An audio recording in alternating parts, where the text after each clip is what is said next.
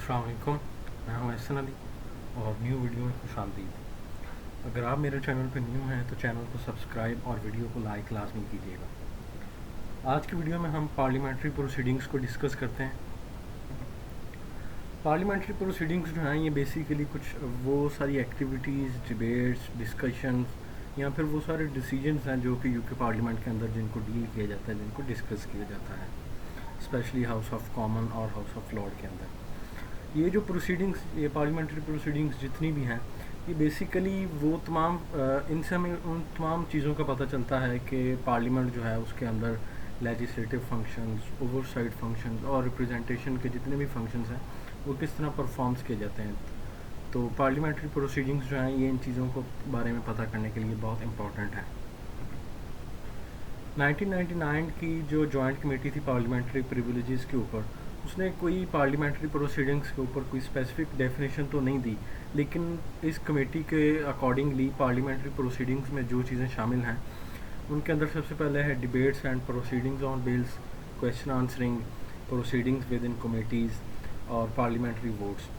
तो ये जो चारों ये जो चीज़ें हैं ये सारी पार्लियामेंट्री प्रोसीडिंग्स के अंदर आ जाती हैं, लेकिन फिर भी पार्लियामेंट्री प्रोसीडिंग्स की कोई स्पेसिफिक डेफिनेशन नहीं है। अगर हम पार्लियामेंट्री प्रोसीडिंग्स के की फ़ीचर्स की बात करें तो इसमें सबसे पहले हमारे पास आता है डिबेट, यानी कि एमपीज़ जो होते हैं, मेंबर ऑफ़ द पार्लियामेंट, वो पार्लियामेंट के अंदर बिल्स के ऊपर डिस्कशन करते हैं, नेशनल इश्यूज़ को डिस्कस करते हैं और पॉलिसीज़ को डिस्कस करते हैं जो कि वो सारी जिनको परफॉर्म करेंगे। और डिबेट्स के दरमियान जो प्रोसीजर जो होता है, प्रोसीजर को फॉलो करने के लिए कुछ स्ट्रिक्ट रूल्स होते हैं जिनको फॉलो करना लाजमी होता है। और हाउस ऑफ कॉमन का जो स्पीकर है और हाउस ऑफ लॉर्ड का जो स्पीकर्स होते हैं वो इस चीज़ को इंश्योर करते हैं कि जो house of order of the house है वो मेंटेन रहे उनका, यानी कि जो बेसिक उनकी एक जिम्मेदारी ये भी होती है कि वो house of order of the house जो उसको मेंटेन रखें। सेकंड नंबर पर इसमें हमारे पास आ जाता है क्वेश्चन आंसरिंग, यानी कि एमपीज़ जो होते हैं वो गवर्नमेंट मिनिस्टर से और प्राइम मिनिस्टर से वो क्वेश्चन आंसरिंग करते हैं उनके एक्टिविटीज़ के ऊपर, उनके फंक्शंस के ऊपर, और इस चीज़ को मेक श्योर करते हैं कि गवर्नमेंट मिनिस्टर्स और जो प्राइम मिनिस्टर हैं वो किसी भी किस्म की कोई इलीगल एक्टिविटी या ओवर यूज़ ऑफ पावर ना करें। इसमें स्पेसिफिक एक स्पेसिफिक फीचर भी है जिसे हम प्राइम मिनिस्टर्स क्वेश्चन कहते हैं, जो कि हर वेडनेसडे को होता है, और ये बेसिकली स्क्रूटनी का एक बड़ा इंपॉर्टेंट फीचर है जिसके ज़रिए एमपीज़ जो होते हैं वो प्राइम मिनिस्टर से क्वेश्चन आंसरिंग करते हैं और इस चीज़ को मेक श्योर करते हैं कि प्राइम मिनिस्टर जो है वो अब्यूज़ ऑफ पावर ना करें। थर्ड पे हमारे पास आ जाता है वोटिंग। पार्लियामेंट के अंदर एक ये भी बड़ा इंपॉर्टेंट फंक्शन है कि किसी भी लेजिस्लेशन या किसी भी बिल के ऊपर डिबेट्स होती हैं और फिर एमपीज़ जो होते हैं वो उस बिल के ऊपर या उस लेजिस्लेशन के ऊपर अपनी वोटिंग देते हैं कि कौन कौन जो एमपी है वो इस वोट के फेवर में वोट दे रहा है और कौन जो है वो इसकी मुखालफत में वोट दे रहा है। तो वोटिंग के ज़रिए जो एमपीज़ होते हैं वो अपनी विल जो है उसको शो करते हैं पार्लियामेंट के अंदर। हाउस ऑफ कॉमन के अंदर जो एमपीज़ होते हैं वो एक स्पेसिफिक डिवीज़न लॉबी के अंदर जाके अपनी जो वोट्स होती हैं वो कास्ट करते हैं। बेशक वहाँ पे पार्लियामेंट के अंदर इलेक्ट्रॉनिक वोटिंग सिस्टम भी होता है, लेकिन फिर भी किसी न किसी केसेस के अंदर जो एमपीज़ होते हैं वो डिवीज़न लॉबीज़ के अंदर जाके भी अपनी वोट्स कास्ट करते हैं। और इसके साथ साथ फिर वोटिंग के ज़रिए हमें पता चलता है कि कौन सा जो बिल है वो पास हो गया और इस तरह वो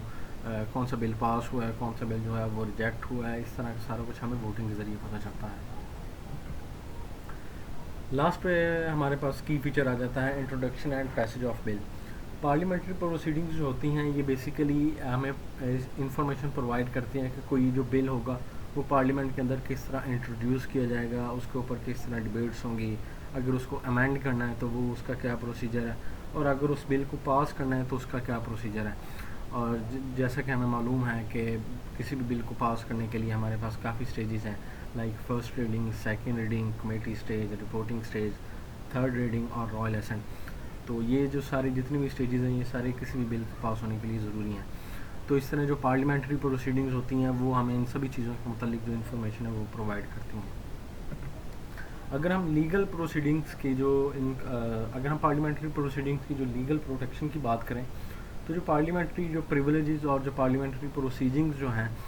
एक मरतबा इनके अंदर जो कुछ भी हो गया उनको किसी भी जगह के ऊपर चैलेंज नहीं किया जा सकता, लाइक उनको कोर्ट के अंदर चैलेंज नहीं किया जा सकता कि पार्लियामेंट्री प्रिविलेजेस और पार्लियामेंट्री प्रोसीडिंग्स के अंदर ये एक्शंस जो हैं ये परफॉर्म किए गए हैं। اور یہ جو پارلیمنٹری پروسیڈنگز ہوتی ہیں یہ بیسیکلی پارلیمنٹ کے اندر فری اسپیچ اور جو اوپن ڈبیٹ ہے اس چیز کو مزید انکریج کرتے ہیں، اس کنسیپٹ کو مزید اسٹرینتھن کرتے ہیں۔ لاسٹ میں ہمارے پاس پارلیمنٹری پروسیڈنگز کے ریلیٹڈ ہی ایک کیس ہے جس کا نام ہے R versus Chaytor and others. Basically اس میں آر جو ایپلنٹ ہے وہ آر اس میں اس کی آئیڈینٹی بھی ان نون ہے۔ بیسیکلی آر جو ہے اس سے مراد اس کیس میں ہمارے پاس اسٹیٹ یا مونارک ہے، اور مونارک جو ہوگا اس کو کسی بھی کیس کے اندر اگر اس کو شو کرنا ہوتا ہے تو اس کے لیے آر کا جو لیٹر وہ یوز کیا جاتا ہے۔ مونارک کے لیے اور اسٹیٹ کے لیے ہمیشہ کسی بھی کیس میں اندر جو آر کا لیٹر وہ یوز کیا جائے گا، جیسا کہ اس کیس کے اندر ہے۔ تو اس کے اگر فیکٹس کی بات کریں تو اس کے اندر ایک ایم پی تھا ڈیوڈ شیٹر، وہ اور اس کے ساتھ دو مزید جو ایم پیز تھے ان کے اوپر یہ چارج لگایا گیا تھا کہ انہوں نے نا تھیفٹ ایکٹ 1968 کے انڈر نا انہوں نے کچھ فالس اکاؤنٹنگس کا ان کے اوپر چارج لگایا گیا تھا، انہوں نے کہ پارلیمنٹری ایکسپینسز کے حوالے سے کچھ کرپشن کیا، کچھ انلیگل جو ایکسپینسز ہیں وہ یوز کیے ہیں۔ تو ان کے اوپر انہوں نے پھر یہ جو ایم پیز تھے انہوں نے کورٹس کے اندر جو اپنے جو انلیگل جو فیک ڈاکومنٹس تھے وہ سبمٹ کروائے، جو کہ رینٹ کے حوالے سے تھے، مارگیج پیمنٹس اور اس کے ساتھ ساتھ مزید دیگر ایسی پیمنٹس جو کہ انلیگل تھی، یعنی کہ جو ٹوٹلی فیک تھی۔ تو اس طرح کے انہوں نے ڈاکومنٹس ہیں وہ کورٹس کے اندر سبمٹ کروائے۔ انہوں نے چونکہ وہ ڈیفینڈنٹس تھے تو انہوں نے کورٹ کے اندر اس چیز کو آرگیو کیا کہ جتنے بھی انہوں نے ایکسپینسز کے ریلیٹڈ جو ڈاکومنٹس کورٹ میں سبمٹ کروائے ہیں یہ سارے ڈاکومنٹس جو ہیں یہ پارلیمنٹری پروسیڈنگس کے ریلیٹڈ ہیں، یعنی کہ یہ پارلیمنٹری پروسیڈنگس کے لیے جو ان کے ایکسپینسز ہیں یہ ان کی رپورٹس ہیں۔ اور اس وجہ سے چونکہ یہ پارلیمنٹری پروسیڈنگس کا حصہ ہے تو پارلیمنٹری پریویلیجز کے آرٹیکل 9 کی وجہ سے ان کو کورٹ جو ہے کسی کی بھی قسم کی ان کو نہ تو ان کو چیلنج کر سکتی اور نہ ہی ان کے اوپر ان کو کوئی سزا دے سکتی ہے،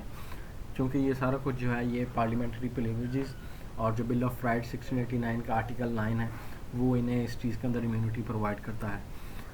اور اس طرح انہوں نے کورٹس کے اندر اپنے سارے جو آرگومنٹس ہیں وہ پیش کیے۔ کورٹ کے پاس جو بیسک لیگل ایشو تھے ان میں سب سے پہلے تھا کہ پارلیمنٹری پریویلیجز جو ہوتی ہیں وہ کیا اس چیز کو میک شور کرتی ہیں کہ ایم پیز جو ہوتے ہیں ان کے ایکسپینسز کلیمز کو کورٹ کے اندر چیلنج نہیں کیا جا سکتا۔ سیکنڈ جو لیگل ایشو تھا وہ تھا کہ کورٹ جو ہیں وہ کیا ایم پیز کو پروسیکیوٹ کر سکتی ہیں ان کے کرمنل آفینسز کے اوپر جو کہ پارلیمنٹری ایکشنز یا پارلیمنٹری فنکشنز کے ریلیٹڈ ہو۔ تو کورٹس کے پاس بیسک یہ دو لیگل ایشوز تھے۔ کورٹ نے اس کے اوپر اپنی جو ججمنٹ دی اس نے جو ایم پیز کا جو آرگومنٹس ہے کورٹس نے اس کو ریجیکٹ کر دی، یعنی کہ ایم پیز کے اگینسٹ کورٹ نے ڈیسیجن دیا۔ کورٹ نے اپنے ڈیسیجن میں یہ کہا کہ جتنے بھی ایکسپینسز رپورٹس ان ایم پیز نے کورٹس میں سبمٹ کروائی ہیں وہ ساری ایڈمنسٹریٹو فنکشن سے ریلیٹڈ ہیں، نہ کہ پارلیمنٹری فنکشن سے ریلیٹڈ، چونکہ وہ پارلیمنٹری پروسیڈنگز کا حصہ نہیں ہے یہ والے تمام ایکسپینسز ڈیٹیلز۔ تو اس وجہ سے جو پارلیمنٹری پریویلیجز ہیں وہ ان ایم پیز کو پروٹیکٹ نہیں کرتی، نہ ان کو امیونٹی فراہم کرتی ہیں۔ تو اس وجہ سے جو ایم پیز تھے ان کو پھر کورٹ نے سزا دی،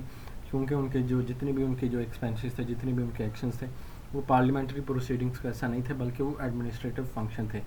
اور نہ ہی ان کو جو کوئی امیونٹی پرووائڈ کی ان میں امیونٹی حاصل تھی۔ تو یہ جتنے بھی پارلیمنٹری پریویلیجز تھے کورٹ نے اس میں یہ بھی کہا کہ پارلیمنٹری پریویلیجز جو ہیں وہ ایم پیز کو ان کے کرمنل پروسیکیوشن یا کسی بھی کرمنل کیس میں ان کو امیونٹی فراہم نہیں کرتی۔ پارلیمنٹری پریویلیجز جو ہیں وہ صرف سول کیسز میں ان کو امیونٹی پرووائڈ کرتی ہیں، نہ کہ کرمنل کیسز میں، اسپیشلی فراڈ یا کرپشن کے ریلیٹڈ جتنے بھی کرمنل کیس ہیں۔ تو اس طرح کورٹس نے جو تھا اپنے جو فیصلہ تھا وہ ڈیفینڈنٹس کا اگینسٹ دیا اور اپیلنٹ کے حق میں ڈیسیجن دیا۔ Thank you so much.